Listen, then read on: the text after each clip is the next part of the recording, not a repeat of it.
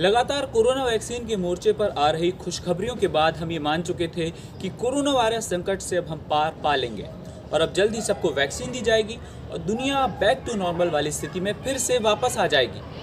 लेकिन अब ब्रिटेन से जो खबर आई है उसने फिर से कई सारे देशों को डरा दिया है और फिर से वैसी स्थिति बनने लगी है जैसी कोरोना वायरस के शुरुआती दौर में बनी थी।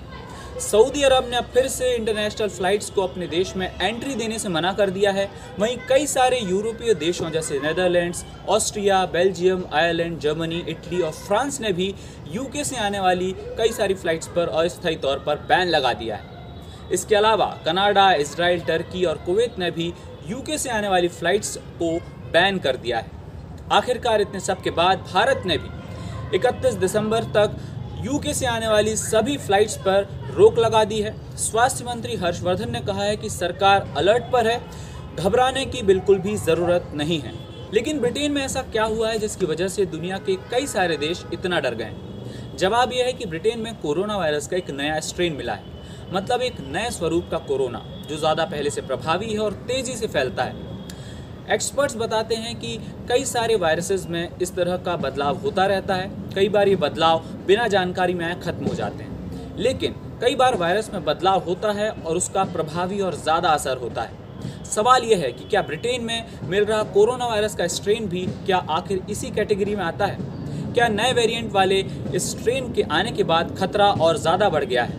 और क्या इससे जान जाने का खतरा भी पहले के मुकाबले ज़्यादा बढ़ा है? और जो वैक्सीन कोरोना वायरस के लिए बनी है क्या वो इस स्ट्रेन के लिए प्रभावी होगी? इन सारे सवालों के जवाब एक एक करके समझते हैं। ब्रिटेन के स्वास्थ्य सचिव मैट हैनकॉक ने कोरोना वायरस के नए स्वरूप के बारे में बीते हफ्ते चर्चा की। उन्होंने कहा कि कोरोना वायरस के इस नए स्वरूप को लेकर सरकार ने लोगों को आगाह किया है और लोगों को घरों में रहने की हिदायत दी है। ब्रिटेन में लॉकडाउन भी इसी वजह से लगा दिया गया है। इस नए वेरिएंट को लेकर उठ रहे सवालों को लेकर उन्होंने कई सारे जवाब दिए।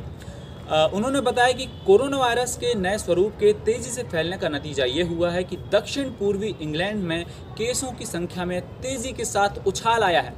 कोरोना वायरस का नया वेरिएंट पहले के मुकाबले और ज़्यादा तेज़ी से फैलता है। यूके ने इस बारे में वर्ल्ड हेल्थ ऑर्गेनाइजेशन यानी WHO को भी आगाह किया है। इसके अलावा यूके खुद भी उपलब्ध डेटा के आधार पर इसका विश्लेषण लगातार कर रहा है। अब वैज्ञानिकों के सामने नई चुनौती आ गई है। अब वो कोरोना वायरस के इस नए वेरिएंट का लेबोरेटरी में अध्ययन करेंगे और इसके एंटीबॉडी रिस्पांस के बारे में पता करेंगे। साथ ही वो ये भी पता लगाने की कोशिश करेंगे कि क्या इस वेरिएंट पर बन चुकी कोरोना वायरस वैक्सीन प्रभावी है या नहीं है। इंग्लैंड में स्वास्थ्य अधिकारी अब देश भर में रैंडम सैंपल इकट्ठे कर रहे हैं ताकि इसकी इंग्लैंड में क्षेत्रवार मौजूदगी का खाका तैयार किया जा सके।